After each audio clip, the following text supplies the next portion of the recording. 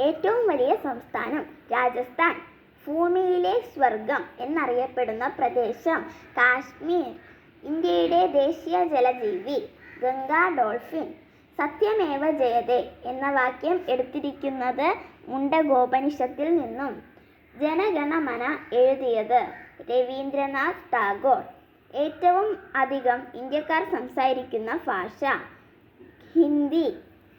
ഇന്ത്യയുടെ ദേശീയ പൈതൃക മൃഗം ആന. ഏറ്റവും കൂടുതൽ കടൽത്തീരമുള്ള സംസ്ഥാനം ഗുജറാത്ത്.